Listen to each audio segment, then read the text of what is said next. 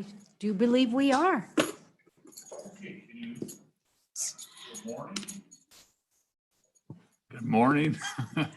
I think I have to have that mic on for us to hear us online, I think. Okay, it shows here that it's online. Donna, are you there? Yes, I am, and I can hear you both. Your mics are working. Very good. Okay, can you please call the roll? Certainly. Representative Baker, Here. Representative Gray, Here. Representative Hallinan, Here. Henderson, Here. Jennings, Here. Roscoe, Here. Sweeney, Here. Yin. We'll keep the roll open. He just ran upstairs to get a Okay. copy. And Chairman Harshman. Here. Chairman Harshman, I had several administrative impacts. One was revised. I didn't have enough time to attach them to the bill, so I passed them out. No, that's great. We sure appreciate it. So we've got members of the public, we've got several bills. Many of these we're just going to hear and then probably lay them back kind of for educational purposes. A couple of them we'll try to work through the process and see how the votes tally out on them. But appreciate you being here, Mr. Treasurer. Appreciate you, Director Noble. We're going to start with a continuation of House Bill 189. And I know the good sponsor's been working with industry to try to make this bill even better. So go ahead, Representative Hunt. And I don't know, Mr. Overmiller, if you're going to get involved in this, you might as well come on up and take a seat. And if you got any handouts, we can get them pre-positioned and get them handed out. It'd be wonderful. Thank you. And Mr. Chairman, I also forwarded the committee an email of the proposed amendments too. So, Okay. And we'll have anyway. hard copies as well, I think. All right. Or do we? All right. Oh, thank you, Mr. Chairman. And I really just quickly want to say thank you to Mr. Obermuller for helping put this together and helping me put the right language together on the definitions and such. But I don't know, Mr. Chairman, where would you like me to start? I know we've kind of gone over this. If you want to just, I think do you want to work the bill? let's dive right into that amendment that you proposed. Okay, all right. So, and again, Mr. Chairman, Mr. Obermuller was key in getting the language put together here. So, but starting on where we at here? On the definitions under on page 2, starting under line 12, subsection B. The current language says natural gas that is consumed on the site where the natural gas is produced for any purpose. The new proposed language, Mr. Chairman, would read natural gas that is consumed on site or sold to a third party for on-site consumption. And then striking the balance of the rest of that line on 13 and 14. And then adding below that a new definition for qualifying well means a well in which if a well site is already connected, and Mr. Chairman, do you have a copy of this? Okay, do you want me to, okay, I'll go through it. Oh, keep going, yeah. Okay, all right, thank you. So anyways, qualifying well means a well in which if a well site is already connected to a pipeline and a pipeline capacity is unavailable on the existing pipeline, the producer and the pipeline operator jointly have filed an application with the Wyoming Oil and Gas Conservation Commission attesting to the lack of existing pipeline takeaway capacity. B, if the producer's well is not connected to an existing pipeline, but the producer's lands, leases, wells, or gas are contractually dedicated to a pipeline operator, the producer and the pipeline operator to which the land, leases, wells, or gas are dedicated jointly have filed an application with the Oil and Gas Commission attesting that it is either technically or commercially unfeasible to connect a pipeline to the producer's well, or, excuse me, or C, if the producer's well is not already connected to an existing pipeline and the producer's land, leases, wells, or gas are not contractually dedicated, the producer unilaterally has filed an application with the Oil and Gas Commission attesting to these facts. So, Mr. Chairman, that would be what's hopefully a sort of an all-encompassing definition of a qualifying well. And are there any questions on that, or do you want me to go on? Members, any questions?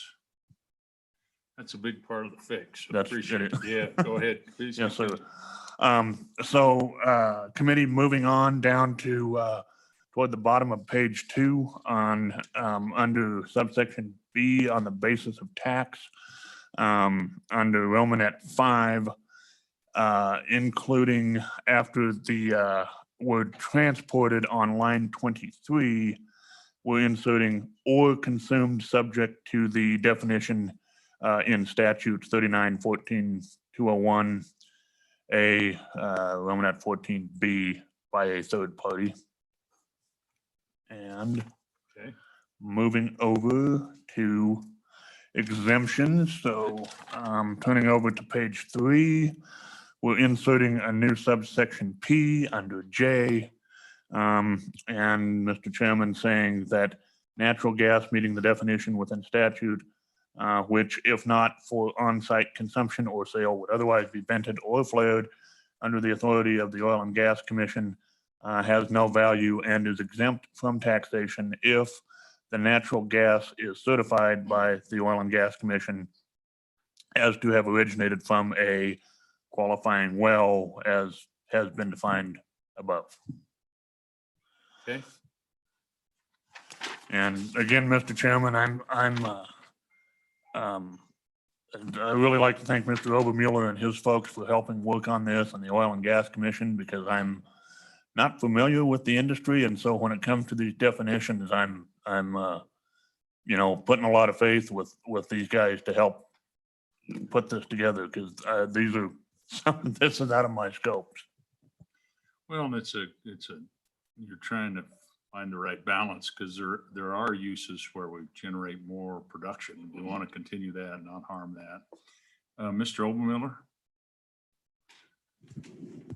Thank you, Mr. Chairman. Good morning, Mr. Chairman, Committee, Pete Obermueller, Petroleum Association of Wyoming.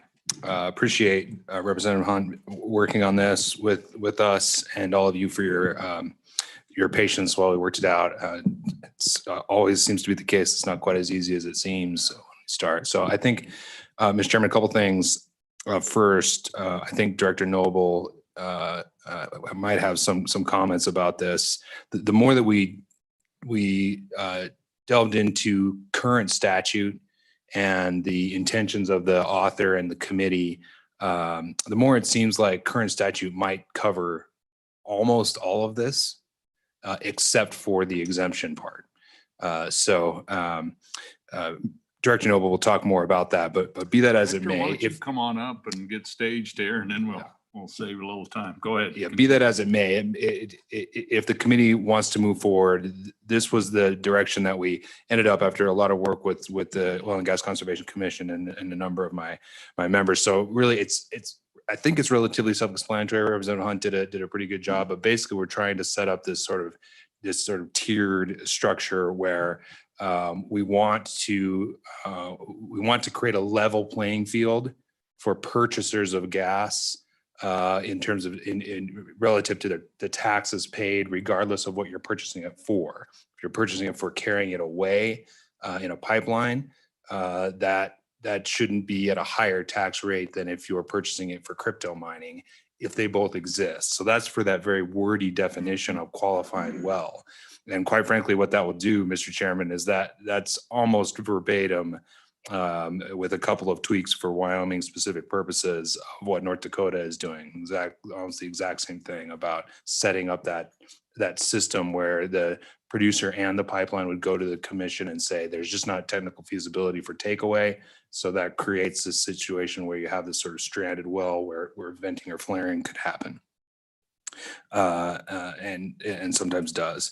So that's the purpose of that. And then the 39-14-203 down there is to ensure that the imposition of the tax happens in that case where it's consumed on site.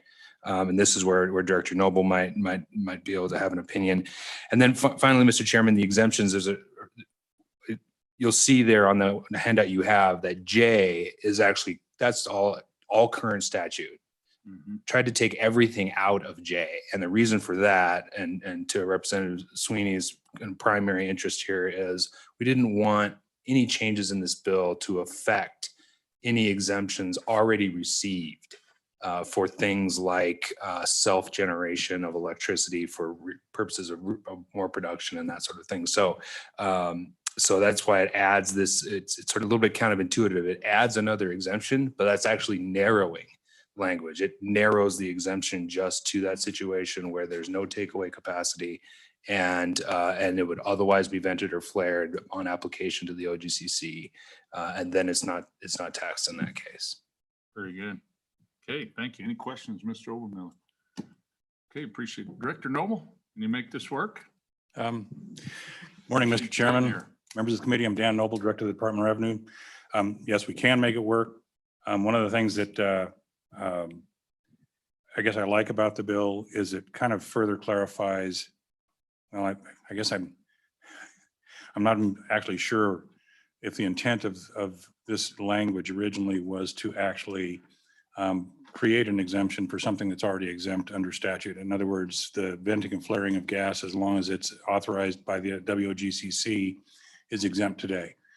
If we're talking about that gas and trying to clarify that it still remains exempt if it has no way of being taken away from the well site, I think this works very well.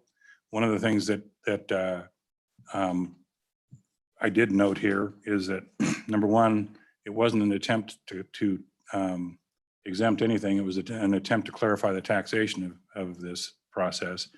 And I'm not so sure, but we didn't already have the authority to do that. When you looked at the existing exemption, if it's not vented or flared, it is something that is subject to taxation today, and we deal with that quite a bit. That being said, if really the clarification is, if this is gas that is already exempt because it's being vented or flared, and you're coming up with another beneficial use for that vented or flared gas, and it has no issues with takeaway capacity, then I think we're fine. I think it works either way. And no problem with the amended language. I think it works well, and I think it clarifies, if that was the intent, that it certainly clarifies that intent. And with that, I'll stand for any questions. Thank you.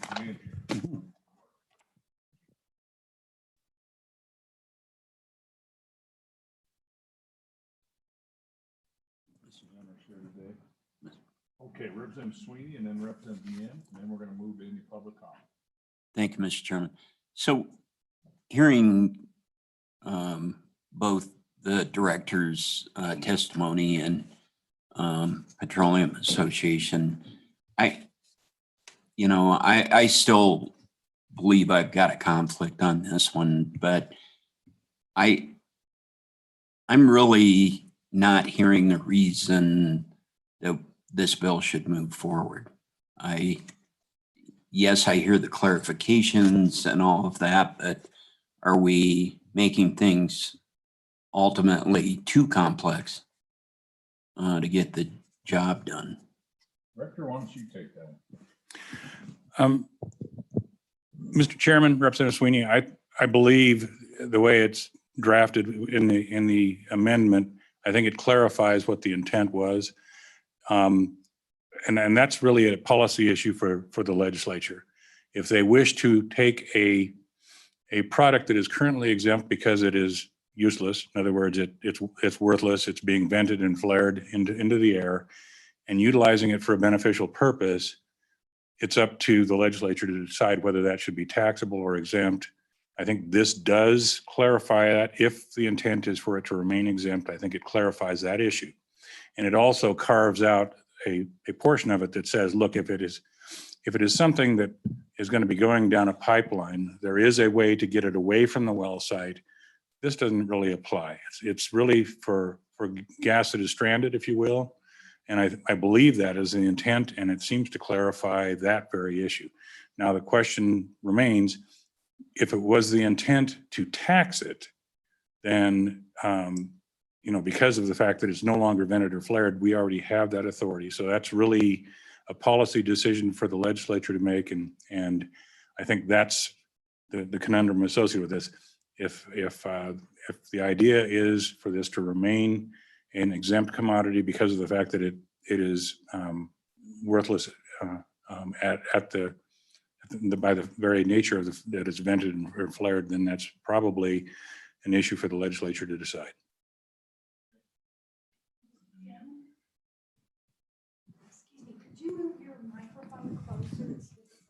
How Mr. about if I Chairman. turn it on? Is that better? Sorry. Donna, is that better? Yes, that's much better. Thank you, Chairman Harshman. Still learning. Mr. Chairman. Representative Yin has a question. Mr. Chairman, Oh, thank you. Yeah. Mr. Obermueller, so the question for you is, so I'm trying to think of what is the situation where this gas gets taxed, and my guess is it's the situation where pipeline capacity exists and we still keep the crypto miner on, right? So we're still crypto mining. We've burned through all the flared gas. We now have pipeline capacity, but we keep the crypto miner on. We still want to make sure that we tax that. Is that the situation that this clarifies, so that the vent gas is still exempt, but any extra gas outside of that is taxed? Thank you, Mr. Chairman. Mr. Overmiller? Thank you, Mr. Chairman. Representative Yin. Yes. So let me try to explain how this works. I think you're basically on the right track, Representative. But right now, even if there is takeaway capacity, under the very small allowable flaring rules, and keep in mind that we're talking about oil wells here. We're not talking about gas wells. Under Wyoming Oil and Gas Conservation Commission rules, flaring is not allowed on gas wells, period. It is only allowed on oil wells from associated gas that comes from that, and only at 60 MCF a day.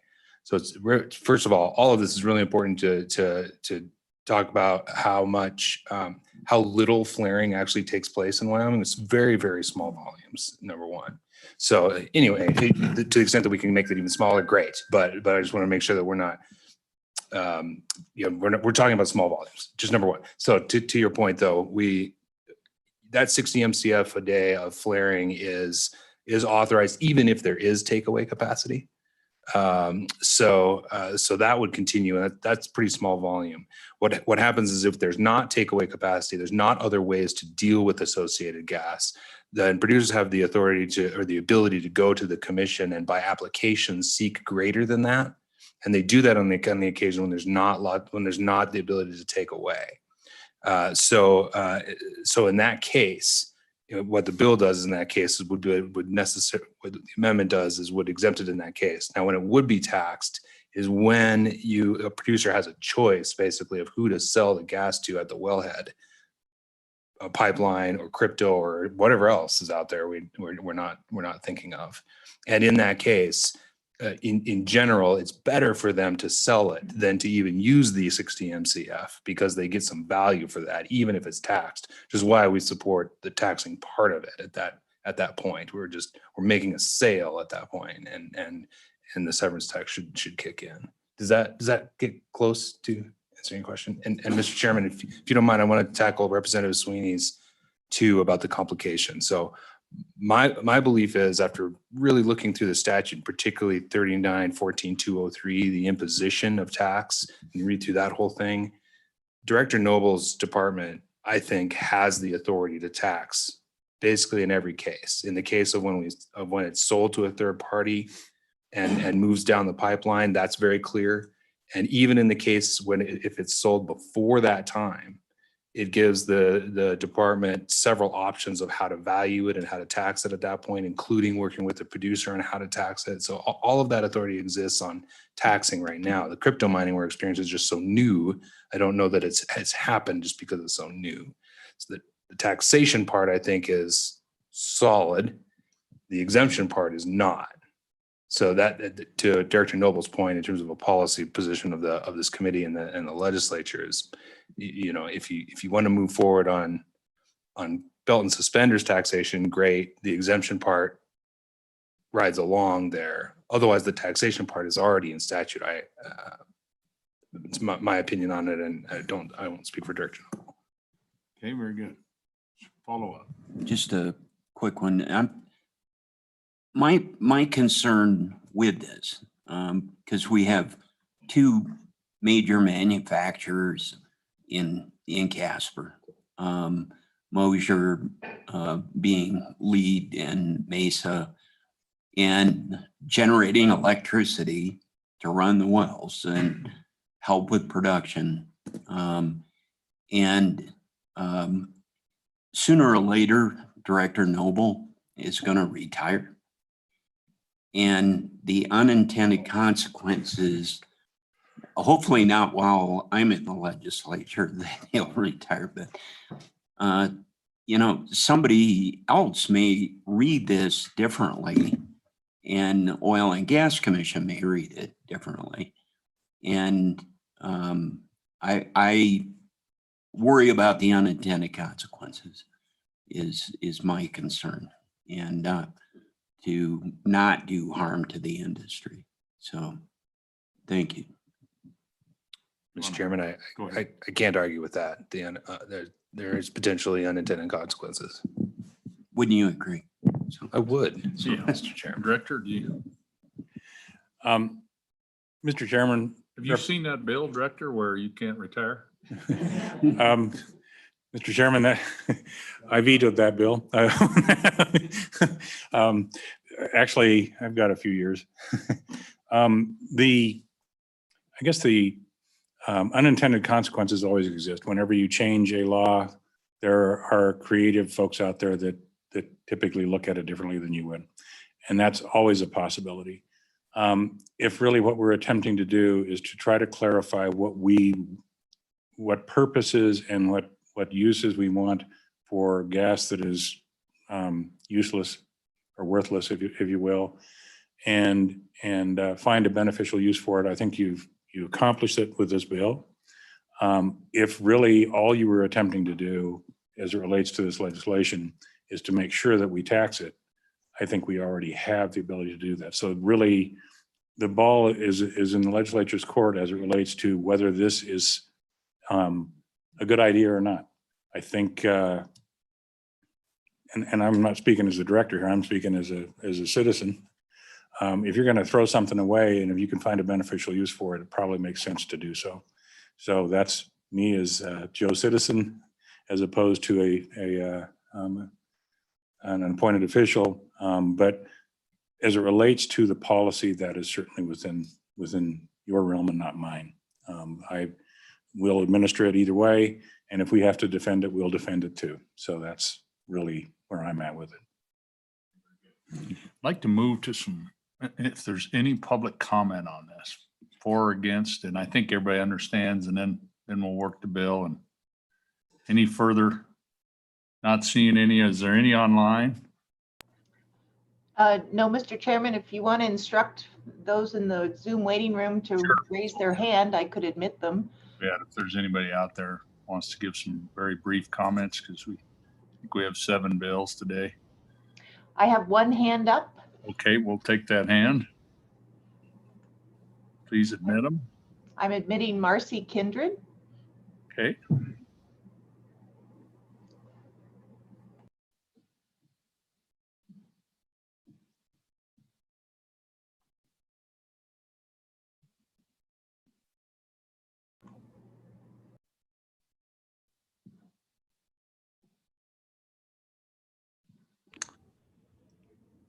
And I was actually, sorry, I was half listening, half trying to get my kids breakfast. I'm here to Introduce yourself and who you represent. Kindred. I'm Marcy Kindred.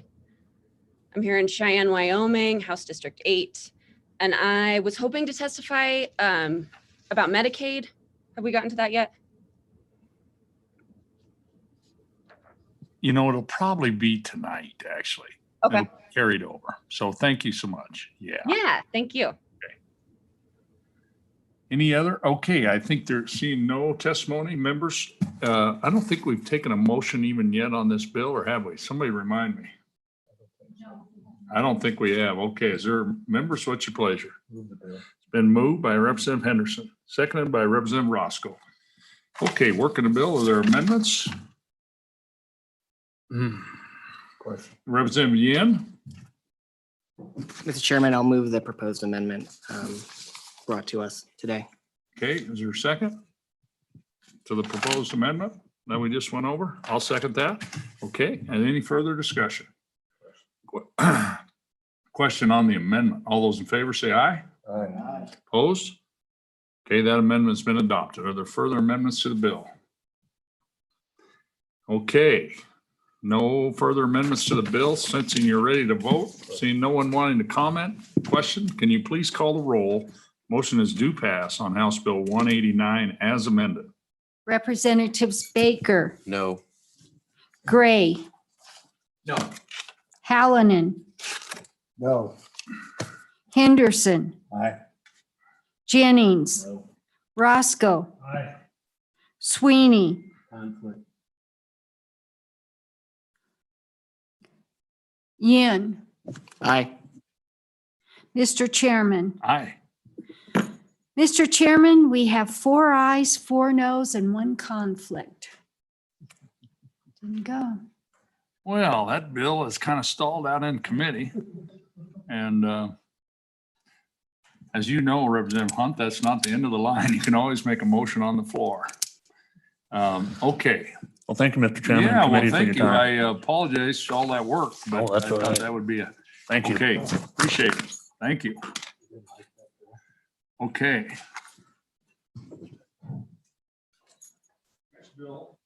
Next bill for our consideration is House Bill 146.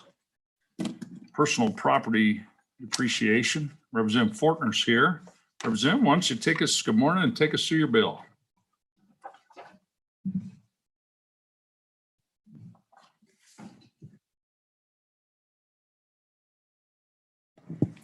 Good morning and thank you, Chairman. My House bill is 146. It's personal property tax depreciation. It's an act relating to property. Oh, I need to introduce myself first, probably. I'm Representative Bill Fortner from House District 52, Campbell County. Thank you. I want to introduce my bill. It's an act relating to personal property taxation, specifying that the valuation in tangible personal property shall consider depreciation and shall not be increased above the market value of the property and providing for an effective date. And I just want to move on to the back. I know you guys are busy today, so I want to just hit on some bullet points and stuff. And the reason I brought I had this bill made up through LSO, and it was we just went through the worst oil downturn in history in the United States. And a lot of people lost everything they had. A lot of people can't pay their property taxes. They can't pay personal property taxes. So anyways, I come up with this bill, and it's not all bad. It's in a downturn like this where it's going to cost millions of dollars to the government. It can actually be a blessing on the other hand, because it provides hope and keeps people working. Number one, and number two, it prevents hardworking men and women from losing everything they own in a catastrophic downturn. You lose your tools, you can no longer make a living. And number three, the dollar will create, every dollar will create taxes every time it makes a loop around the economy regarding which the tax does not do. It just goes into government coffers and it dies right there. And that's the reason I come about with this bill. I was hoping that we can get some relief for the hardworking men and women out there, corporations and oil and coal and gas, and everybody is going to share in it, not just one entity. I think it'd be good for the state. And like I say, I know we're in a downturn, but I believe every dollar spent that comes out of this revenue will create more dollars by being out in the marketplace. Thank you.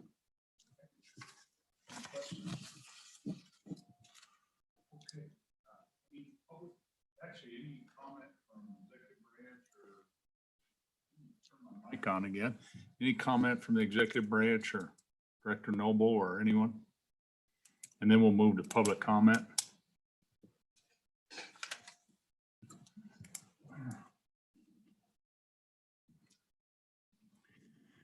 Morning, Mr. Chairman.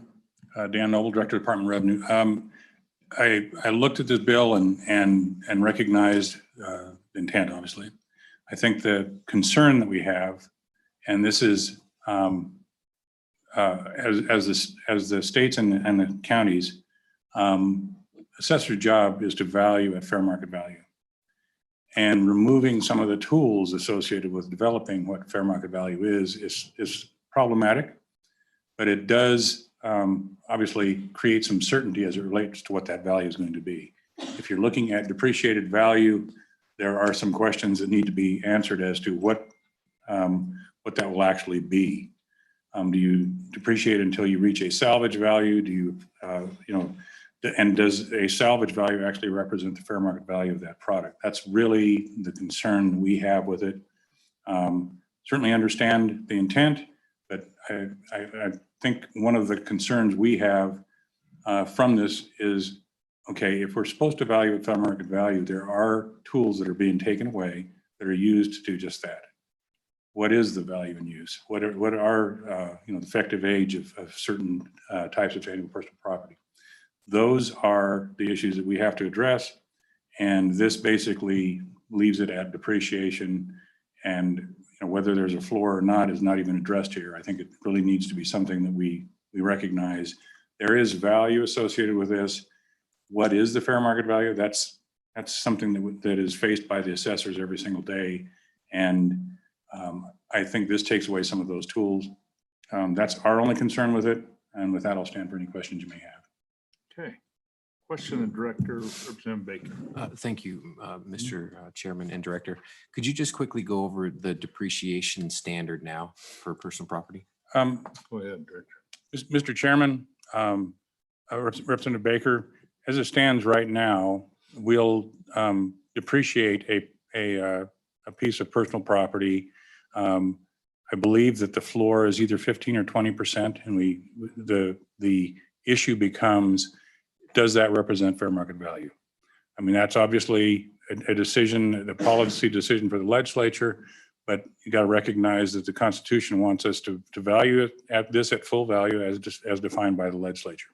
It's certainly something that the fair market value standards have been used for a long time, and it comes with a certain amount of subjectivity. Obviously, you have to look at what a willing buyer and willing seller would be willing to part with this property for.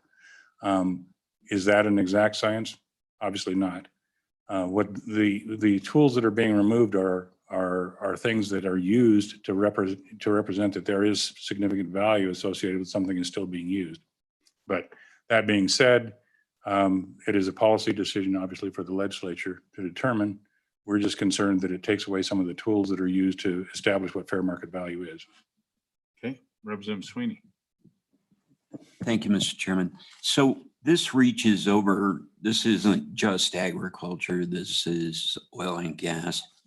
Mr. Chairman, Representative Sweeney, that is correct. It really touches on all aspects of the personal property valuation. Okay, and follow up. Go ahead, Mr. Chairman. So in that manner, because I appreciate where the good representative's coming from, and so fair market value is between the buyer and seller. Certainly. And that contemplates depreciation within it. Is that your understanding? Mr. Chairman, Representative Sweeney, that is a component of it. You obviously, something that is brand new has obviously a stated value, but as over time, it loses some of that value, and that's what depreciation tries to quantify.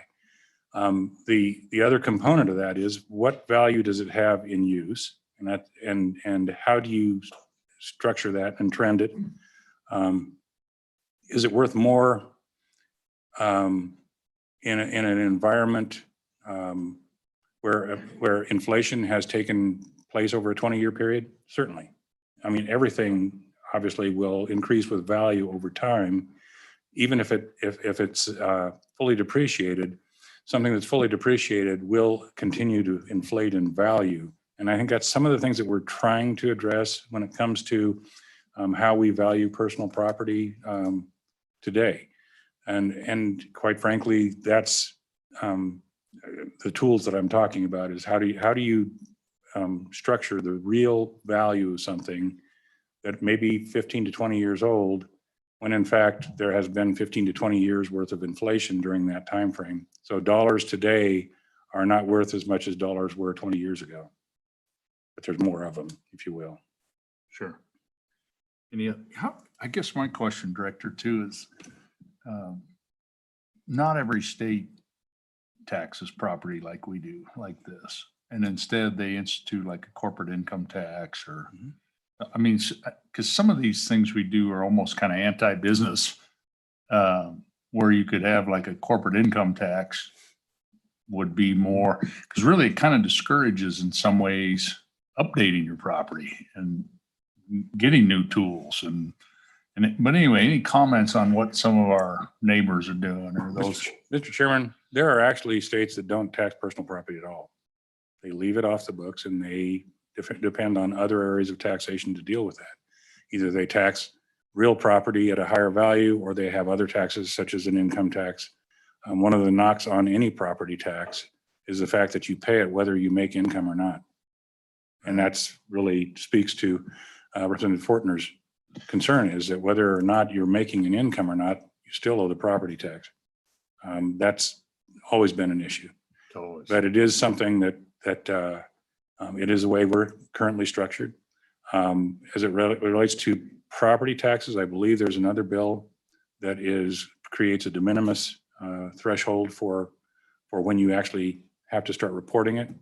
I think that's at least out of committee. I don't know whether it's passed one side or the other, but I mean, that's one of the mechanisms that are out there. I believe Colorado has something similar to that. They have a de minimis threshold. And so that's one way of dealing with it.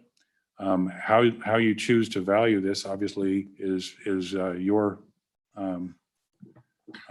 policy decision. This is a huge leg of our taxation stool. I mean, it's huge right now. And I think, when you look at the fiscal note, I mean, what's it going to be in 2024? I mean, who knows? I mean, and so I think, and here's what I like about this bill, because it starts this conversation. And I think this committee is going to have to dig deep on all of this, I think. And really, I know everybody, income taxes is like a sin, to say that word in this state. But I think there's, with our constitutional provision on granting on full credit, you really look at who's got their oars in the water.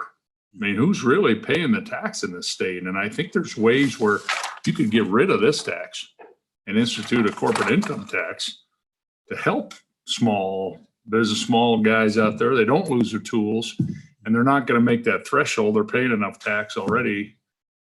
They're not going to ever pay that income tax because they're going to get full credit. I mean, that's the things we got to, and then you incentivize the guy to buy newer tools, update your factory, buy a new welder, all those things. And I think right now it's almost a disincentive. And so I think that, so I don't know where this bill's going today, but I think it ought to be a topic of this committee going forward to look at all this, because you can't just say, well, get rid of this tax. Because, we only got a couple legs on this deal anyway, right? And regardless of what you think of government, hey, we got down there because of plowed roads, right? Those guys are getting paid $20 an hour to plow the roads. Then they're going to your town and buying stuff. So the money does, we depend on certain government service. I don't want to get into all that, but I think you bring up this is a good idea, I think. And I think we should be changing our tax structure and modernizing. That's a huge lift that we're going to all have to learn. And I think, it all starts with conversation. So I appreciate you bringing the bill. Go ahead, Representative Sweeney. I think 2 years ago, thank you, Mr. Chairman, 2 years ago with the assessors, we tried to work through personal property, and it was totally enlightening how much oil and gas pays of this. But I think out of that came a lot of comments about an old rake that's obviously a rust bucket sitting there for parts, basically on the newer rake. And that conversation, I think, kind of fell on deaf ears.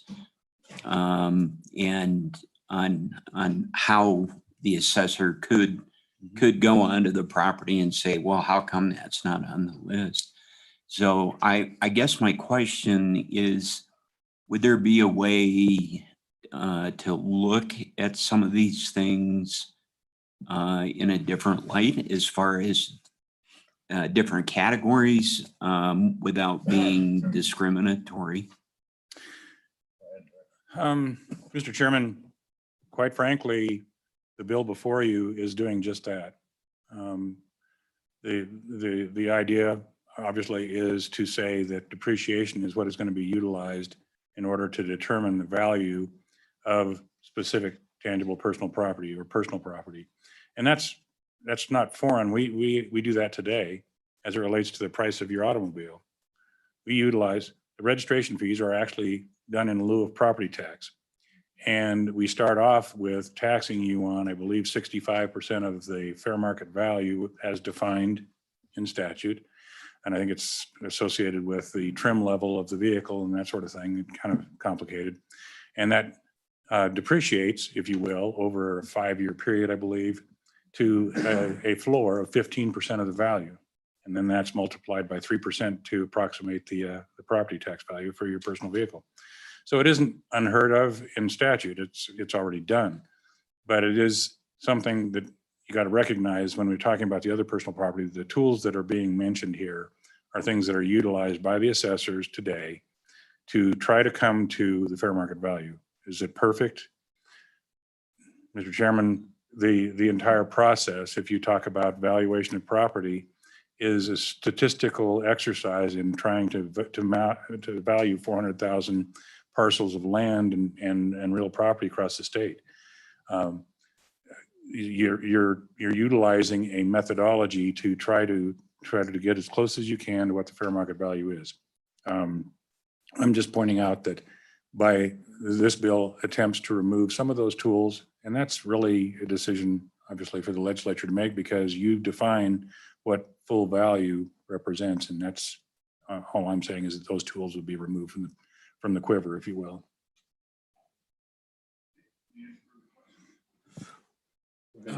Thank you, Mr. Chairman. And I think the director did reference Senate File 85, and I think that creates a $2,400 exemption, and that will be introduced to the House, or is ready for the House introduction. But I support the idea, and I do, like you said, Mr. Chairman, I think this is going to be a continued discussion. So appreciate the discussion. Thank you, Mr. Chairman. This is a question for Director Noble. If I could, I just need a little clarification. Where personal property, that delineation stops and the next one, taxable category, starts up. If you could. Mr. Chairman, Representative Roscoe, we value personal property, which is typically tangible personal property. And then we value real property, land, and the appurtenances associated with that land. So those are the two major categories. Now we value on 3 different levels. Mineral production is valued at 100% assessed value. Industrial property is another category that is valued at 11.5%. And then all others, which includes residential, commercial, and agricultural land, is valued at 9.5%. The value for ag land is valued based on its ability to produce. All others is done under the mass appraisal system at its fair market value. And that's how we do it today. Those are the categories that are out there. And I hope that answers the question. A little clarification, Director Noble. Thank you, Mr. Chairman. So this bill relates to personal property. Where's the cutoff between personal property and commercial property? Mr. Chairman, commercial property is a component, personal property is a component of commercial property. Commercial property is one of the types of property that is valued as all other, but most businesses do have some personal property as part of their business. Could it be office furniture? It could be tools associated with a a mechanic shop or things, something like that, that's personal property. The real property would be the building and the land that it's on. And that both could be commercial.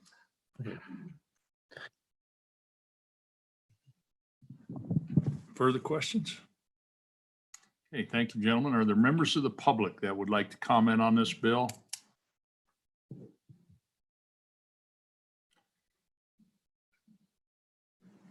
And if members are online that want to comment, and we're gonna, so here we are, what time? It's 10 till 9. So I'd like to wrap this thing up within a half hour. So let's take about 15 minutes of public comment. And so just everybody be mindful, one guy could do all 15 minutes, or we could have like 15 1-minuters. Okay, go ahead, Representative Obermiller. Mr. Chairman, I respect that. I can go for an hour. Yeah, I know you. Yeah, we all. Okay. Pete Obermuller, Petroleum Association. With me is Bobby Ralston on PAW's tax committee. Really appreciate Representative Fortner bringing this, Mr. Chairman, and like the discussion. We simply wanted to say that we'd like to, if the bill does not move forward today, we'd like it to move forward. There's a lot of good in this bill, particularly for us, as Representative Sweeney pointed out. Oil and gas pays a very big share of this personal property tax, and the depreciation and value and use that Director Noble is talking about is really important to us. And Mr. Ralston can talk a little bit more about the details, but we'd like this to be discussed a lot further because, as you pointed out, very old equipment in some of our oldest legacy fields continue to be valued at a level that we don't think is appropriate, quite frankly. So there are other ways to do it. I would just, and I think if we talked about an interim, as you pointed out, Mr. Chairman, there are lots of others. Our neighbors to the south have a totally different system that they call the BELLS system, basic equipment list, which is it's separated by basin, and just the general equipment that any operator would use in that basin is on that list, and it's uniformly valued. And then if you have some piece of equipment that's outside of that list, then that gets assessed separately. Like for instance, an operator up in the Bighorn Basin has really kind of best in class, first in the world technology that helps deal with their produced water. It's really interesting stuff, but it's not a basic piece of equipment that would be valued separately. But the basic equipment list sort of takes that pressure off of the department, off the assessors, and off of industry if we were to go that route. But we need to talk about some of those things. And so that's why I really appreciate Representative Fortner bringing this forward, and we'd really like it to go forward. Interim work, I agree. Correct. Okay, Mr. Ross, go ahead, introduce yourself. Yes, Mr. Chairman, Bobby Ralston, testifying on behalf of the Petroleum Association Tax Committee. This is a discussion that we have been having for many, many years with the assessors. And I think it's time that we move this along. As Pete explained, there are a lot of ways to value personal property, particularly in the oil field. But frankly, used oil field equipment is not worth very much on the open market. It does have a value in use, but once it leaves that lease, it doesn't have really any value. And the way the assessors are applying their valuation of personal property today is once you reach that floor on depreciation, it still is indexed up every year. So it's not depreciated, but it's indexed. And so the value just continues to rise, whether it's worth that or not. Another good example would be office furniture. You cannot give used office furniture away. But under the methodologies used today, the value on that furniture continues to go up every year. There are ways that you can deal with that using obsolescence factors and things like that, but they're not uniformly applied by all the assessors. It's pretty much determined by how an assessor wants to treat that particular class of property. So again, I would like to see this bill move forward. If it doesn't move forward today, at least get it into the interim so we can have a good, robust discussion on it. Right. Thank you, Mr. Chairman. Thank you. Any questions, Mr. Ralston? Okay, thank you, gentlemen, for your comments. Any other folks here would like to comment? Any folks online have raised their hand? Mr. Chairman, I have 3 individuals with their hands up online. I think the first 2 are county assessors. Perfect. And go ahead and admit, you can admit everybody, I think, get them queued up and just get started.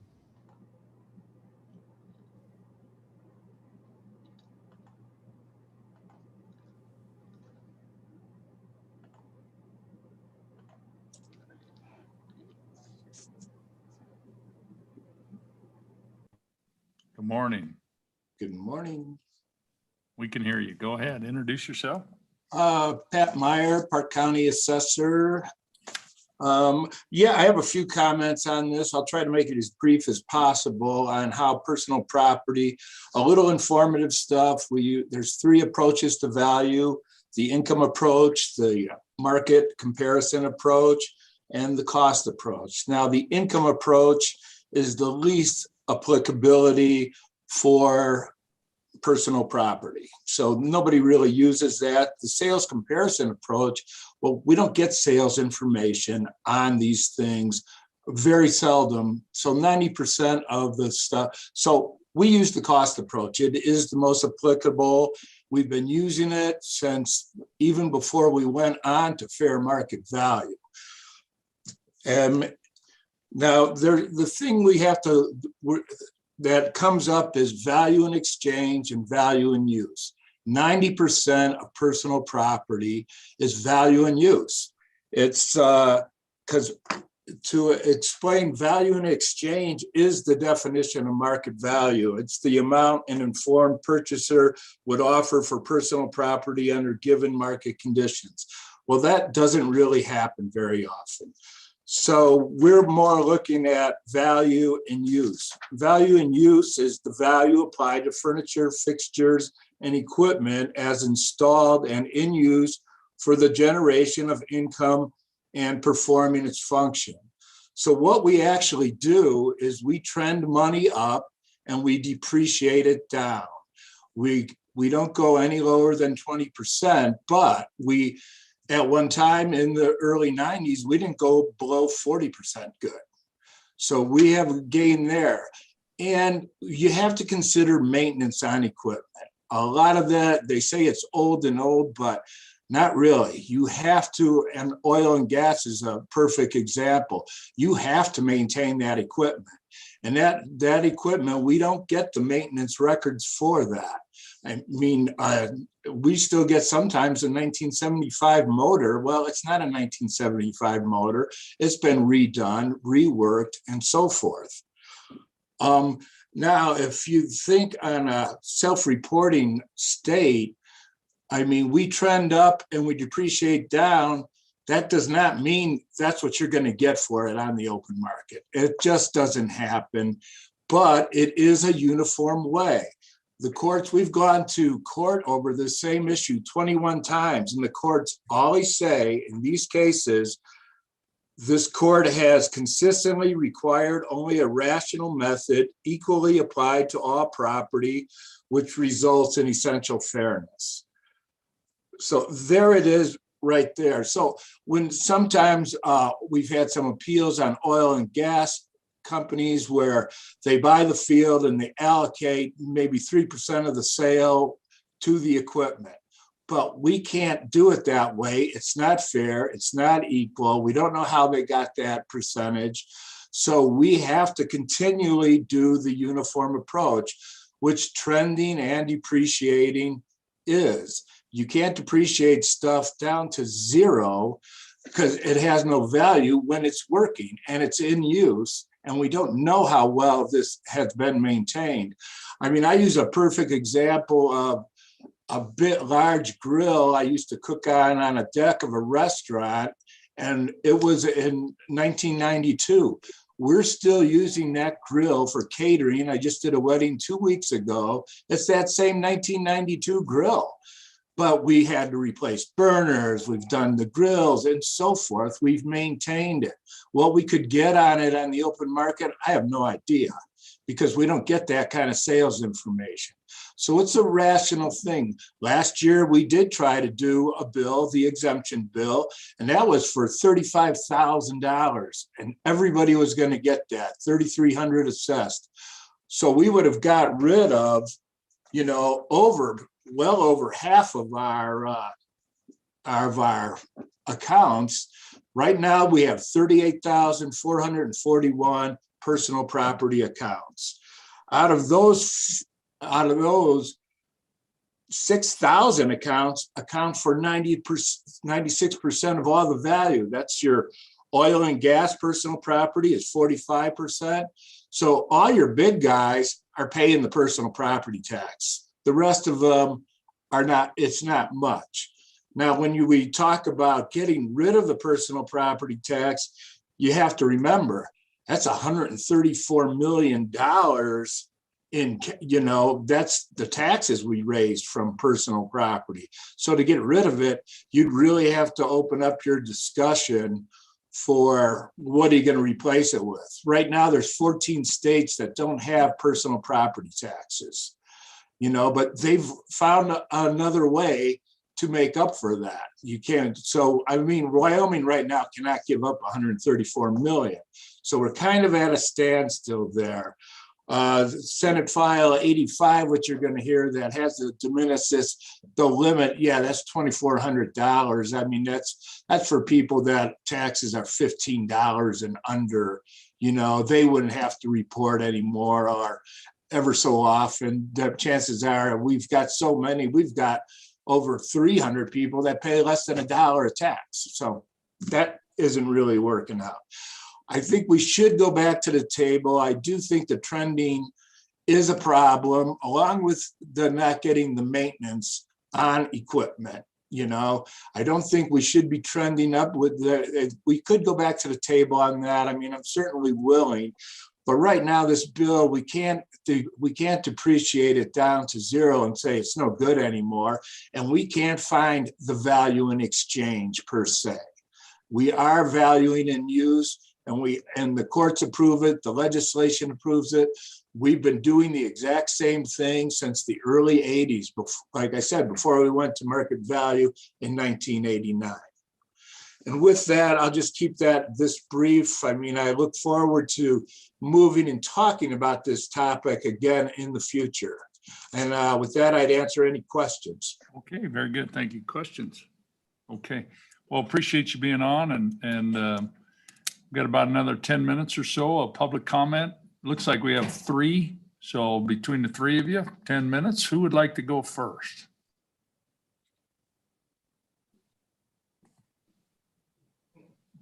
Okay. Mr. Chairman, you want me to go next? Sure. Mr. Chairman, Committee, Brett Moline, Wyoming Farm Bureau. I will try to be uncharacteristically brief. Good bill. I'd like to have it go forward. If it doesn't go forward, I do think we need to take a look at this in the interim. With that, Mr. Chairman, I'd sit for any questions. Okay, any questions? Okay, thank you. Okay, next. Mr. Chairman? Yes. Dixie Huxtable, Converse County Assessor. Just real briefly, Pat did a great job explaining how we do this. I just want to touch base on the cost approach, which we do use, and make sure everybody understands that there is a fundamental difference between an appraisal practice and an accounting practice. And we are appraisers, and we are appraising this equipment not as an accountant would do it, where they depreciate it with an IRS view, where it gets down to zero and there's no value left. Our standards tell us that accounting practices provide for the recovery of the cost of the asset or return on the asset. What we're doing in appraisal practice is striving to estimate a value related to the current market value of that asset. And we should consider both the return of the asset and the return on asset. So that's where that value in use and that residual value comes into place. We are absolutely open to an interim topic. We are willing to sit down at the table. We've recognized, as Pat had said, that there's possibly some discussion on trending and some other methodologies. So we're open to that. But I wanted to make sure you understood the differences in those two fundamental uses of depreciation. One is accounting and one is appraisal. With that, I would stand for any questions. Thank you. Any questions of Ms. Huxtable? Okay, appreciate you joining us this morning. Thank you. Okay, next. Mr. Chairman, Jim Willis, President of the Wyoming County Commissioners Association. I believe in the room with you is our Deputy Director and our Vice President as well. The County Commissioners Association is strongly opposed to this bill as it's currently structured.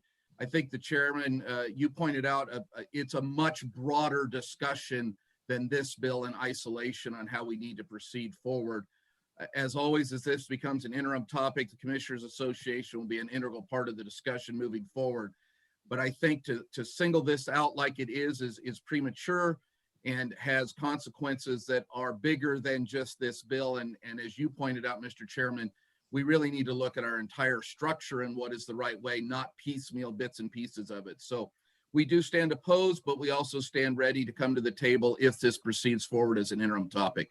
And with that, Mr. Chairman, I would take any questions. Any questions, Mr. Willis? Okay, thank you for joining us. Thank you, Mr. Chairman. Appreciate anybody else here in the room. Okay. Okay. Any final questions of the presenter? Okay, we're going to close public comment, and you can stay right there, Mr. Fordner, while we work the bill. Appreciate you being here. Members, are there any comments, any motion on the bill? Okay, it's been moved by Representative Jennings and seconded by Representative Gray. Okay, any amendments to the bill? Flipping over to page 2 where the bill really is at.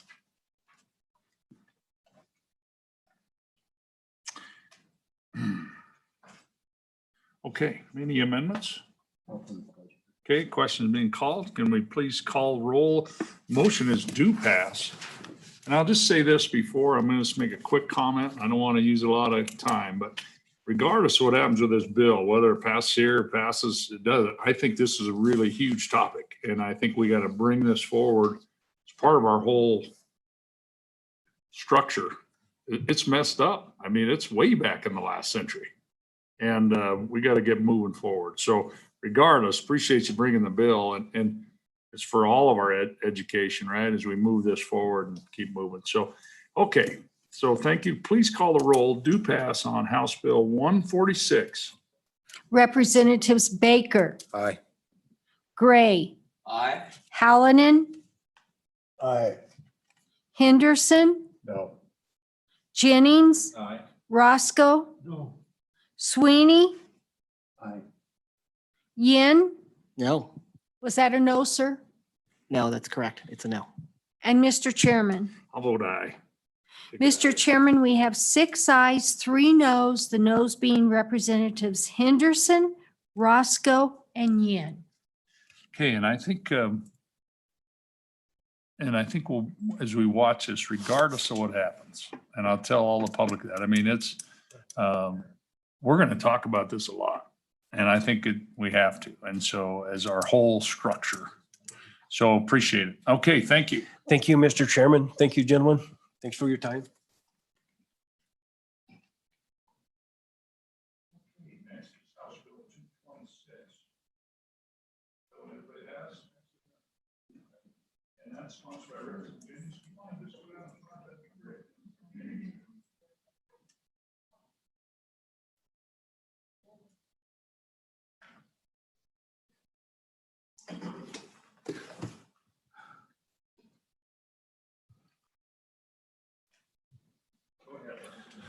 Thank you, Mr. Chairman and committee. Appreciate you listening to this morning. I'll try and make it brief. Is your mic as on? Yes, sir. I'll try and make it brief as I think everybody here has probably seen this bill before. And I think it's been brought up that maybe we should rename it the Roy Edwards Memorial Bill. And he carried this along with myself and Representatives Scott Clem last year. Made it to the Appropriations Committee. Died a quick death there. I don't think it was probably the right time. I'll be very quick in it that it has to do with buying specie, buying gold, silver bullion. And we've adjusted the bill some. Last year, I think it came in at 5%. We're 7, something like that. And this year we took that down to 3%. I see this bill no different than what probably most, if not all of you, and most citizen that has the means to do so, is we all hedge our bets against troubled times. Lots of us put a portion of our means away in case things go really bad. And in Wyoming, it might be akin to putting another one of those precious metals away in case of bad times like lead. People buy guns and ammo and in case things have an idea that things might turn off worse than what we'd all hope. So keeping in the vein of precious metals, I would take you to the bill and the part that it's a very quick and simple bill. It's ordering the treasurer, and he had to leave, Mr. Chairman, had another commitment. He has stood in favor in the past of this, and my understanding is that he may still be very much in favor, but it has to do with directing them to put 3% of our permanent mineral trust fund into bullion. And then on page 3, it talks about, because there was a lot of question last time of where would we put this? You know, are we all going to just carry our share of it around and protect it ourselves? It has to be in a class 2 secure depository, and it's to be in this state. That's mentioned several times on line 7 and 9, and it has to be an equal to a class 2 or greater. There was conflict with that in the last year because it was, I think, a higher level of security than this one, but we wanted to bring it back and make sure it was kept in the state or a contiguous state as designated in line 15. It does have to be insured, it has to be physically audited, and it has to be segregated from other assets. And so that we can maintain and keep track. Had we adopted this last year, I was talking to some people, and I think there's a couple of people to testify today. It's kind of an interesting thing. You've all probably watched silver and gold, and had we invested, there might have been some good return there. So with that, Mr. Chairman, I'd be happy to answer any questions that I might be capable of. I think there's going to be some other people with more expertise. Okay, members, any questions? Okay, I think my first question is, the word shall, when we say, and I think particularly, most part of the problem with our permanent funds really that other states have solved, and I think we're moving that way with the investment funds committee, is that to get a broader view that rides the wave of elected officials, because it's way more important than whether it's the governor or the treasurer or any of us, right? It's got to last, and it's got to be done the right way. And I think every state has kind of done that now. They've got, and when that first concept 6, 7, 8 years ago, I was like, well, geez, that's just the elected guy wanting to get out of responsibility. Then I think the more I've learned and think about it, I think that it's a permanent fund, not the current governor or treasurer's fund, right? So I've kind of backed off that and moved. So that's my question, really. The background on this is this shall word. I mean, and I get what you're trying to do. I mean, but I think, anyway, I think there's ways we can, by taking, that's a strong word, and I think we got to be really careful with that, I think. Anyway, what's your thoughts on the shall versus the may and that kind of?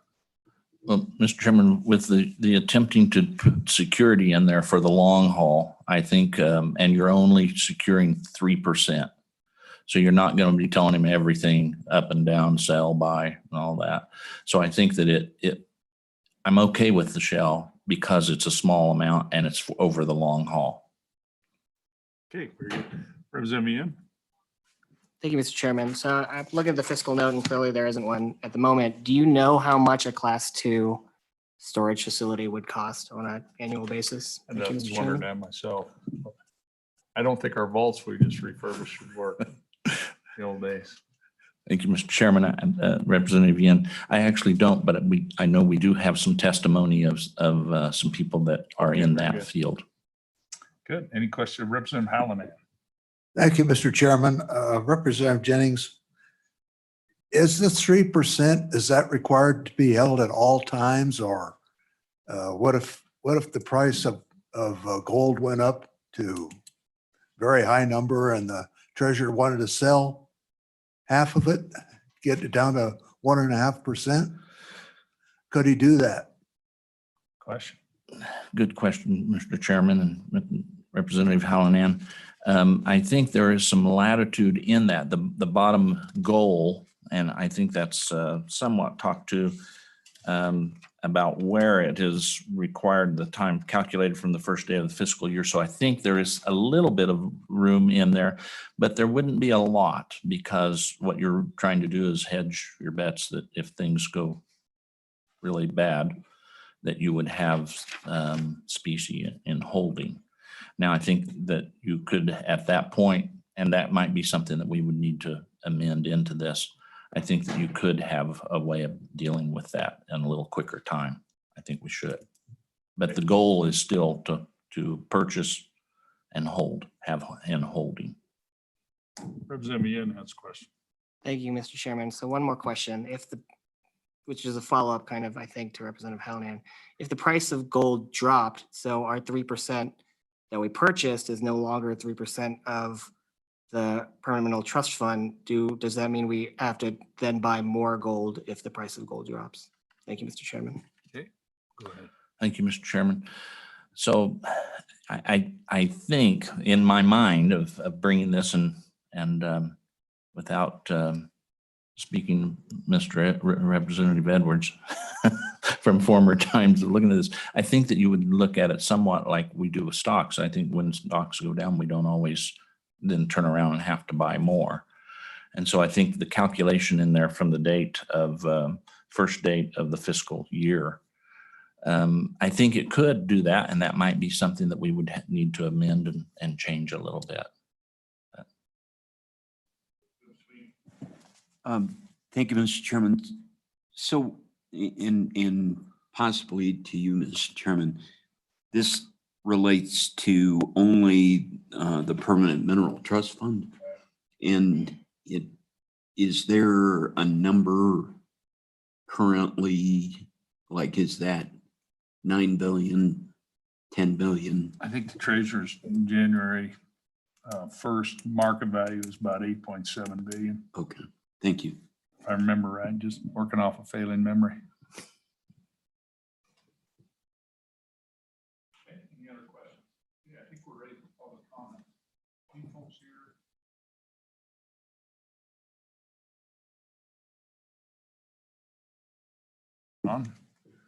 You can come on up, and Representative Jennings, if you want to join us here or there, wherever you're more comfortable. Anybody in the room wish to testify? Seeing none, are there any folks that would raise their hand on their Zoom and we can admit you if you'd like to testify? It is 9:17. We're doing really well. We're going to keep rolling and we'll carry over as need be, but are there any folks out there? Mr. Chairman, I have 4 hands up. I admitted the first, Patrick Fleming.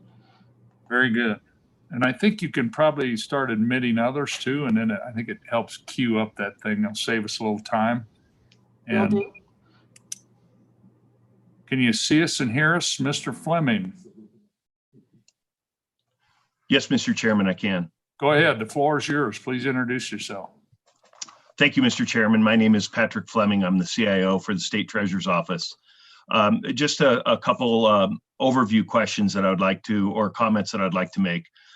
First off is the treasurer wanted me to relay that one thing that we have is this would fall under his view, this would fall under the legislatively designated investments.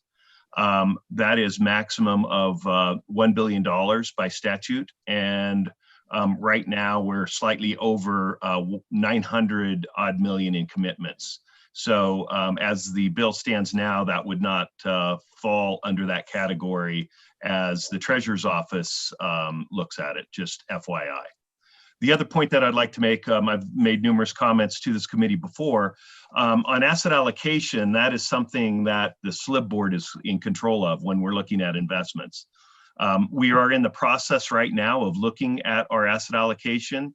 And for those of you that are so inclined, next Thursday is the meeting. It's open to the public and obviously the legislator.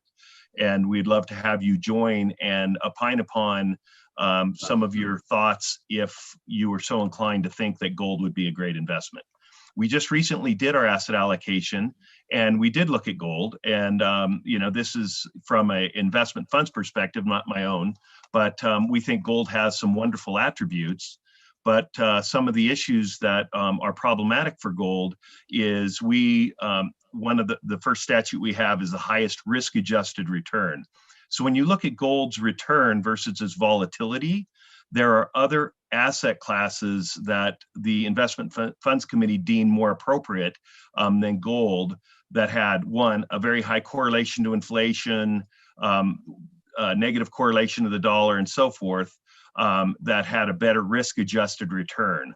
So in light of that, we look to increase our infrastructure, our private credit, bank loans, hedge funds, et cetera, that do not have the negative carry that gold has. And so just to explain what negative carry is, by owning an asset that does not have a yield, as everyone in the room knows, that we are very cognizant of having the yield because we only get interest income, dividends, and realized gains to spend.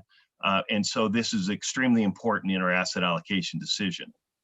So that is one aspect that works against gold and other commodities in favor of some of these other asset classes. The other side that I would have is one thing that I would have a problem personally with the bill is just the structure of storing the gold. There are numerous ways that you could do. You could roll futures that doesn't have the negative carry, the storage costs, transportation costs, and so forth. You could buy ETFs where you can take delivery. You could do other things besides storing it in this state or a contiguous state. So I understand the rhyme and reason why you would want to do that. But if the thought is that, you know, that things go pear-shaped and we're in trouble, there would be other ways to do it as opposed to just having it stored here. You could easily, you know, get it and take delivery and so forth. If you're thinking that, okay, well, something would happen and they would outlaw gold, you know, similar to what FDR did in 1933, it really wouldn't matter where it was stored. So the storage part of it, I think, is problematic. And I understand there's constituents that would do well if we did store it in a contiguous state. But that's to me, I'm just looking at it as a pure dollars and cents size. And there's numerous better ways that if the committee wanted to do this, mandating that it would be stored in Wyoming or contiguous state would be more costly. With that, I'll stand for questions. Okay, thank you. Any questions?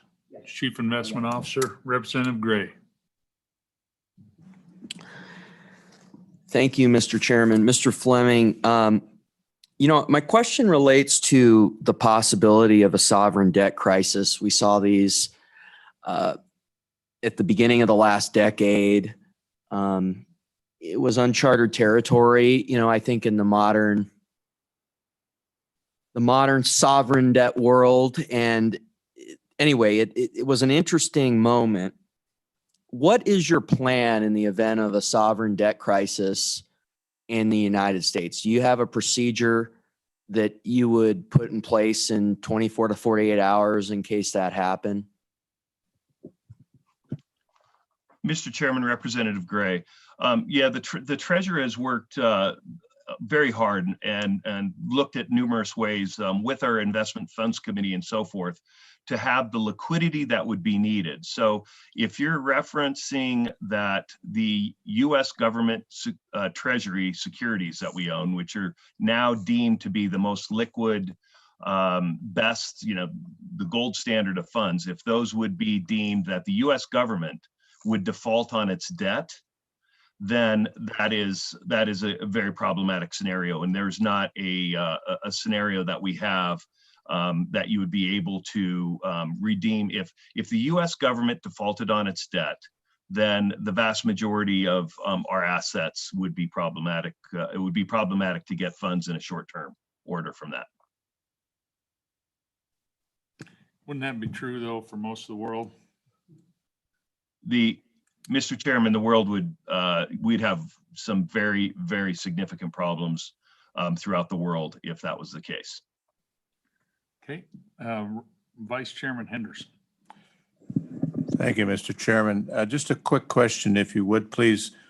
I'd like to get a little more information on your perspective on the costs that are shown on the impact statement. If you don't have that, it's 4.3 million, looks like. Yes, Mr. Chairman, Representative, I do have the costs. Any further questions for Chief Investment Officer? Okay, well, we thank you for your testimony today. Mr. Chairman, I've admitted Stephen Gleason. Okay.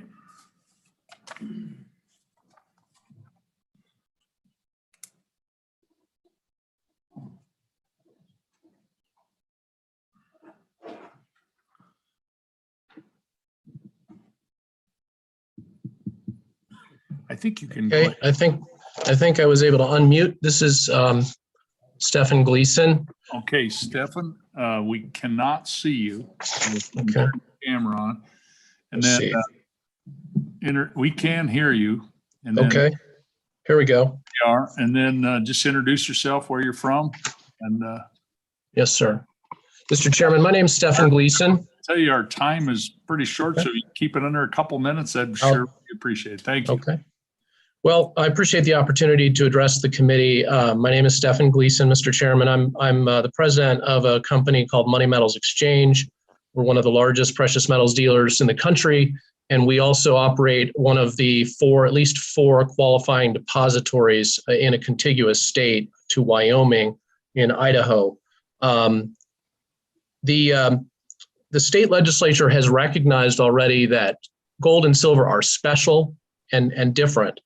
By the passage of the Wyoming Legal Tender Act, it has brought forward the idea and reaffirmed that gold and silver are money as prescribed by the Article 1, Section 10 of the U.S. Constitution, and that they have a special role, remove taxation from it, encouraged to some extent the ownership of it as a hedge for individual citizens. But the state today, while the state does appear to have the authority to own gold, has chosen not to. And, I think folks involved in this legislation and in the industry and I think taxpayers in general have a growing awareness that gold plays a very important role as a diversifier, as a hedge, as a way of securing against inflation, debt default, and doing it in a manner that reduces counterparty risk. And so the instruments that the Treasurer's Office official was speaking about actually showed a worldview about how to approach this asset that is very contrary to really the purpose, and that is to pull it out of the financial system. When you're buying ETF shares or futures contracts, that's very risky in comparison to holding physical gold directly in bailment outside of the financial system. And so the idea of this bill is to do that. Ohio and Texas have recently made these moves with public funds. Other states are examining this. Pension funds are examining it. The thing that's concerning in what I've heard and seen on the fiscal note, it's really surprising and frankly reveals a lack of due diligence in examining the true costs involved in holding physical gold. There was a mention in that I saw of a 1% insurance charge, which is completely wrong. The storage fees are very low and much lower than the average that was put into that.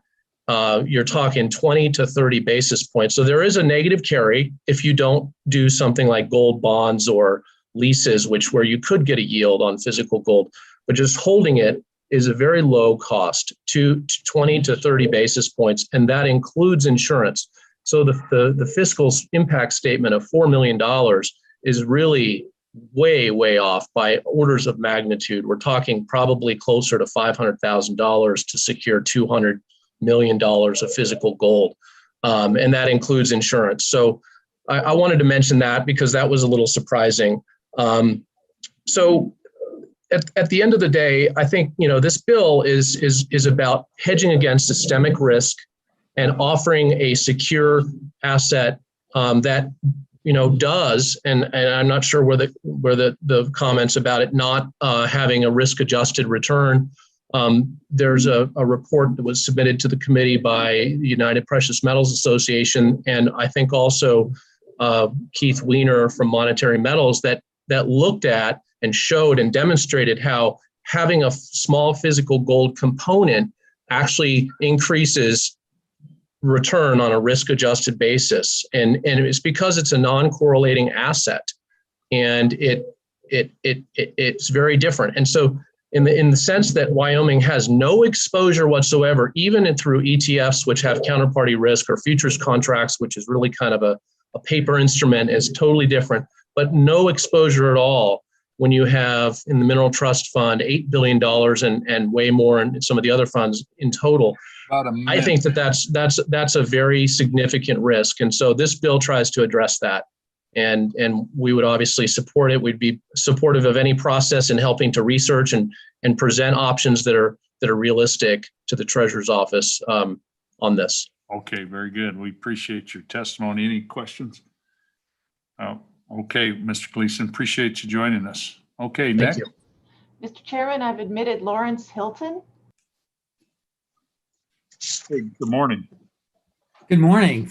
Thank you for considering this. I think this is a really progressive and interesting step to introduce yourself and who you represent and where you're from. I'm Lawrence Hilton. I'm General Counsel for the United Precious Metals Association, which and also for Alpine Gold, which also has a vault in a contiguous state. And just to kind of, where are you at this morning? I'm in Utah. Good, thank you. And just to kind of underscore a couple of the points that were made, Alpine Gold, in terms of its vaulting costs, charges 24 basis points annually. So that's a little less than 0.25% for vaulting and insuring gold. So the costs are much lower than what was represented. Also, I sat a few years back on the Arizona Ad Hoc Committee that looked at state-issued gold bonds and kind of addressed how that could be a vehicle for retiring debt and realizing a very significant return to the state. Also, I represent an entity which issues or offers gold leases that can give returns of between 2 and 3% annually. So there has been some discussion that owning physical gold has a net carrying cost, but that's not necessarily true, because with a lease, you do not relinquish ownership of the gold. But I'm aware of several different companies offering leases that are, secured. Essentially, what you do is you allow the gold to be used in some productive process, manufacturing or otherwise, and you realize a 2 to 3% return on that. I did provide some slides that perhaps you have, and if you do, I would just point you to slide number, let's see, I think it's 16. It just kind of goes through various options that the state would have with gold holdings. One is to vault the gold for about 0.25% annually. The other would be to lease gold for 2 to 3% annual yield. Another option would be to buy gold bonds, which I'm aware of gold bonds that are paying double-digit interest. The thing with the gold bond, though, is you actually are releasing ownership of the gold. And so I don't know that I'd really recommend that for state holdings. The final one is to actually issue gold bonds. And this is something that maybe is a little more detailed than what we'll allow, in testimony today. But if there are interested parties, I'd be happy to walk them through that process. That, I think, is a very attractive alternative. That's what we looked at in Arizona in the ad hoc committee study as to how that could really strengthen the finances of any state willing to do that. And essentially, just in a kind of elevator pitch on that is that the state could actually collect some of their taxes in gold and then offer those in bonds. And regardless of whether you're in an up or a down market, they're able to actually realize a significant return on that, regardless of whether or not you have a falling gold price or a rising gold price. So there's a lot of really interesting things that can be done with gold. It does not have to be there does not have to be a carrying cost associated with it. And to the one point that was raised, in the event of a sovereign debt crisis, this really is the alternative. You heard previously from Mr. Fleming that if we had a sovereign debt crisis, really, the ship's going down. There's no alternatives. Well, with gold, there is. Gold provides that protection and that lifeboat. I appreciate that. It's about 6-7 minutes. And Okay, very good. Testimony, and I'm just trying to be respectful to everybody. And we have a couple more bills to work. So we're going to take one more public comment. Just looks like that'll be the end. And then just a couple Mr. minutes, Chairman, please. I wanted to bring to the committee. Yeah, we have. Okay, Thank great. you. Okay, appreciate you joining us. Now, who's next on the? And I believe Mr. Chairman, I admitted Bob Ide. Okay, Mr. Ide, go ahead. Thanks for joining us. Introduce yourself. Can everybody hear me? We can, yeah. Okay. My name is Bob Ide, House District 37 here in Casper, Wyoming. I'll be real brief here. The previous speakers covered about everything that I wanted to talk about, but I've got some notes here and I'll just go through them real quick. At the close of business, March 1st, just 18 days ago, the U.S. national debt crossed 28 trillion for the first time in history. That figure doesn't include the 1.9 trillion COVID stimulus that Congress recently passed, let alone all the deficit spending that they are already expecting for this fiscal year. That already puts our national debt over $30 trillion. It took the United States more than 2 centuries to accumulate its first $1 trillion in debt, which was reached in 1981. The most recent trillion of debt took only 5 months to accumulate. That was before the stimulus. Think about that, 2 centuries for the first trillion and just 5 months for the last trillion. And that was before the COVID 1.9 trillion stimulus. The state of Wyoming needs a plan to protect the wealth of this unbridled inflation and spending in our nation's capital. And investment in gold for our state should be part of that protection plan. I'll just name a few points here and then I'll be finished. Gold protects our state's wealth from the ravages of this inflation coming out of Washington and the Federal Reserve Bank. Gold has a history of maintaining its value. 100 years ago, you could buy a decent horse or a men's suit with 1 ounce gold coin. Today, you can still buy a decent horse or a decent suit with the same 1 ounce gold coin. Gold is one of the best portfolio diversifiers because its price generally increases in response to events that cause paper investments such as stocks and bonds to decline. By holding physical gold, as the others spoke of earlier, not ETFs or paper gold, there's no counterparty risk. I'll finish with this. American financier and banker John Piermont Morgan, familiar today as JP Morgan, in the early 20th century was testifying before a committee in Congress and is quoted as saying, "Gold is money, everything else is credit." I strongly urge you to vote in favor of Bill 226, House Bill 226, Permanent Mineral Trust Fund Investment in Specie. Thank you for allowing my testimony here today, and I'll answer any questions. Yeah, great. Thanks for joining us. Any questions, Mr. Hyde? Okay, appreciate you joining us today. Thank you. Thank you, Mr. Chairman. Are there any other folks out there? I think we've got all the public comment. Okay, very good. So we'll close public comment. Is there a motion on the bill? It's been moved by, was it Representative Gray? Second? Second by Representative Baker. Okay, let's work through the bill. Now, tell me the point where the LDI is in this. Is this part of the, or is that the treasurer's? Mr. Jennings, I'm sorry. What part of this, specifies that it's a part of the legislative designated investment? Up to 1 billion piece. Okay, I don't, okay, no worries. Okay, any amendments? We're flipping over to page 2. Okay, Representative Hallinan. I have an amendment on page 2, line 16. I'd replace shall by may. At all times, interest not more than 3% of the market value.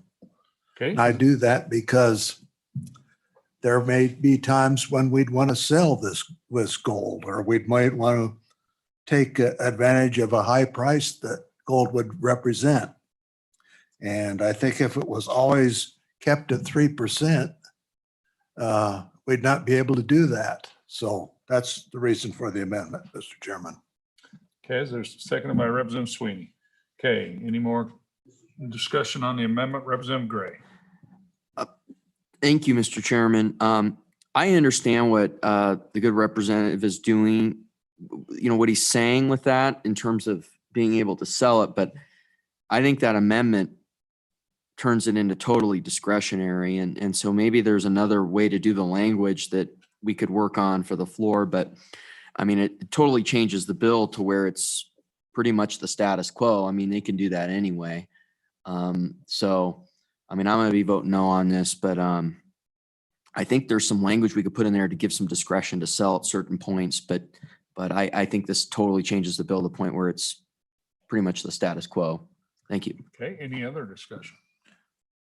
Okay, Representative Jennings. Yeah, Mr. Chairman, I think that I understand what the bringer of the amendment's trying to do, and I actually agree with that, but I don't think this is the right place, so I'll be a no on this. Okay, question on the amendment. All those in favor of the amendment, please say aye. Aye. Those opposed say no. No. That amendment has been adopted. Okay, are there other amendments on page 2? Page 3.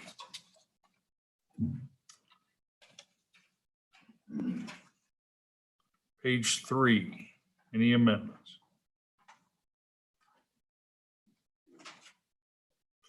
Okay, how about Romanet, line 6 through 10, is there?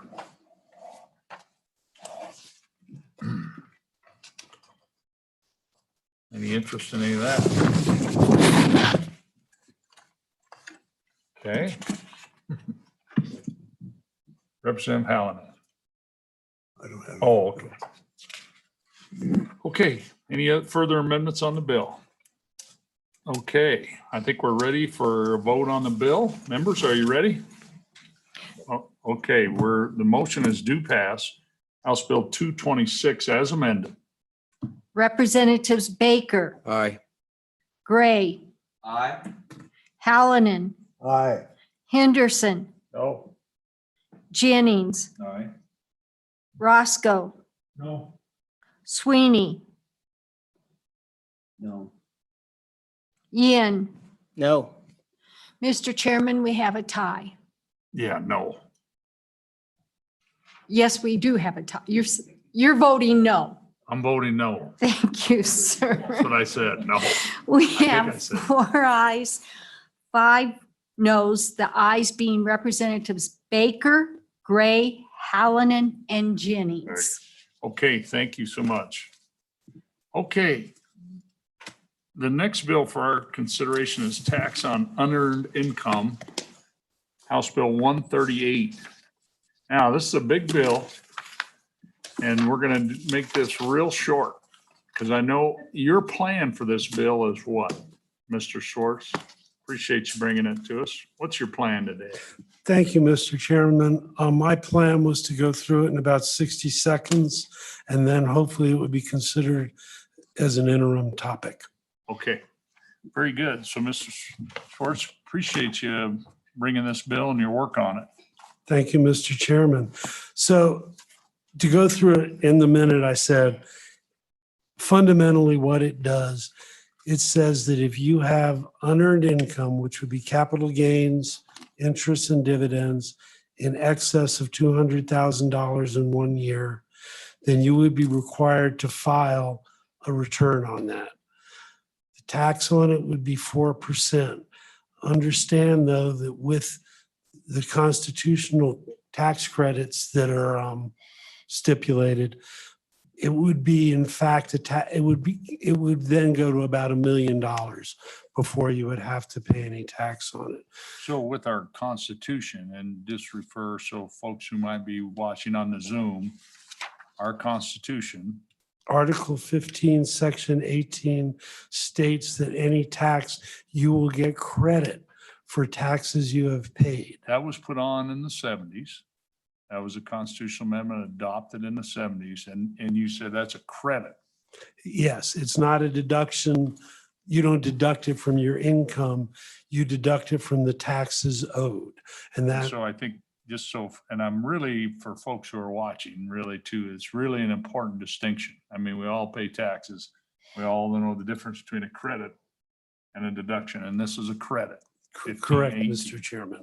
Okay, go ahead. Thank you. And so you just said, I just want to repeat that, and I think I heard, this bill has $200,000. The threshold for paying the tax is $200,000 in unearned income in 1 year. But because of the tax credit, functionally, it means you probably won't pay that tax till it's $1 million in income before the tax would kick in. So this is not going to apply to my mom on Social Security or a few low dividends. Barring the fact that your mom has a whole lot of stocks otherwise that she is getting capital gains from. This is a person making over $1 million a year. Correct. And if you look at IRS data, it would apply to approximately 2,000 people in the state of Wyoming, and roughly 60% of them live in my district. Which is an interesting thing for a representative to do, to tax his own district, but that's another conversation. The estimate coming from LSO is it would generate about $58 million a year. That's based on 2018 data from the IRS. So I would speculate the revenue would be higher, especially given what's happened in the last year of people moving into my district, where over 60%. In the bill, that money is directed to the school foundation program. Okay. And I mean, that sums up the bill. I can get into any details if you would like to ask questions. Are there, just questions by the committee? And so my first question is, I think there's states that don't have income taxes like Wyoming. Are there states that don't have income taxes like Wyoming, but tax unearned income like this bill? The state, Mr. Chairman, the state I'm aware of is Tennessee. And they had a tax on just interest and dividends going back to roughly 1930. And it was, the threshold on it was very low. It was about $1,200. And they eventually phased that out in the 20-teens, I believe. But the reason they phased it out was because they recognized that they were basically with no income tax. The only people they were taxing were older people on fixed income. And it was so fundamentally not a fair tax. Yeah, they've changed it. Okay, I think there are two out there. It seems like, I can't remember.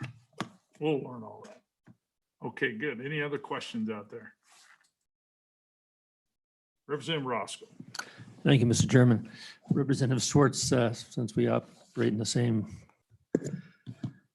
district, county anyway, would this apply to, where would the residency fall on this? This is one of the reasons I wanted this bill to be tabled was because residency was not specifically addressed. It was indirectly addressed. But yes, this is for residents. And then the question becomes, if they pay taxes in other states on this income, how you proportionally determine what they owe in Wyoming. Okay. Very good. Any other questions?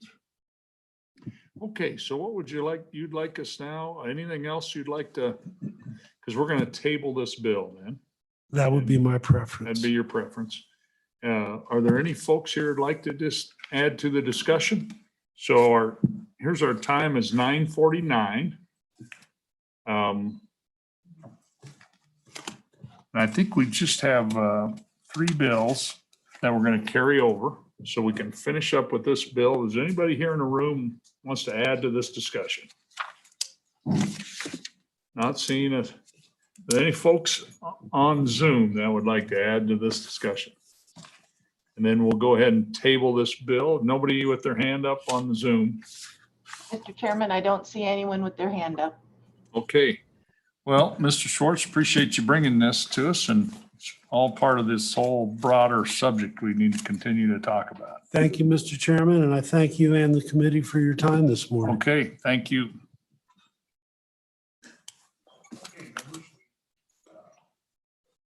So we have 3 bills left: personal income tax, Representative Ian, and then we have property taxes. And then we have a re-referral on House Bill 162. Representative Ian, how about your bill? We've got 5 minutes. What's your plan for this bill? Sure. Thank you, Mr. Chairman. I'm happy to just go over it very briefly. And I don't necessarily need to see a motion on the bill today if you would like. Similar to what we just did? That's correct. Okay, and if you want to do it right there, go ahead. Sure. Let me just pass this handout to everybody real quickly. So thank you, Mr. Chairman. So I bring before you House Bill 138. No, sorry. I have it a different place. House Bill 182, personal income tax. So this is a 4% flat tax. And similar to the unearned income tax that Representative Schwartz brought, you can also get property tax and sales tax credit. And so the sheet that I'm handing out actually came from a memo from LSO Fiscal. And I think that this actually may have come from Department of Revenue. I'm not quite sure. I just know that it was part of the memo from LSO Fiscal.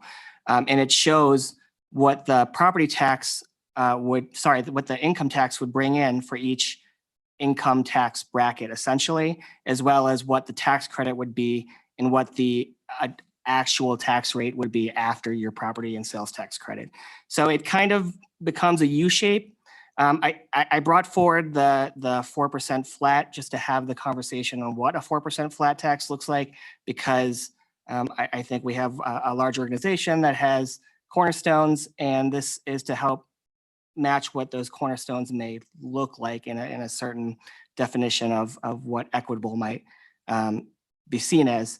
And so you kind of see what the actual tax rate on income. So once you hit a $25,000 mark, it's actually higher than what it would be if you were 200,000 to 500,000. So I think my suggestion would be if the committee ever moved forward on what has been described as a sin to come forward with an income tax, it would be to exempt maybe everyone under 100,000 or everyone under 200,000, because you can see what the actual tax rate would look like after property tax. And I think, maybe just to hypothesize on why you don't have more tax credit for the lower income series is because a lot of those people just don't own real property, right? So if you're a renter in a lower income tax bracket, you're not going to have a property tax credit to be able to deduct against an income tax. So you end up having a higher adjusted tax rate.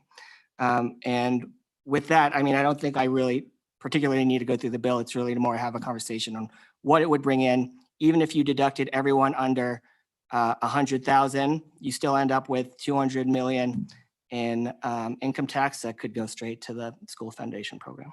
And with that, I'm happy to answer any questions, Mr. Chairman. Any questions? I appreciate this chart. I think as you look at that, you know,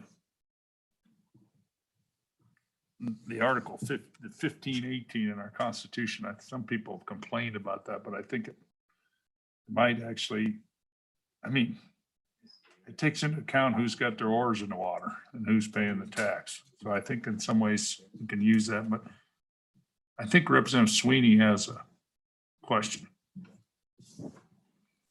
Thank you, Mr. Chairman. So Representative Yin, if you had your druthers of a tax going forward, would it be the personal income versus Representative Schwartz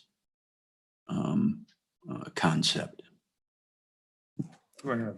Mr. Chairman, Representative Sweeney, I think I would start with Representative Schwartz's concept. And if that diversifies our tax base enough to have a sustainable future for the state of Wyoming, I think that's perfectly fine.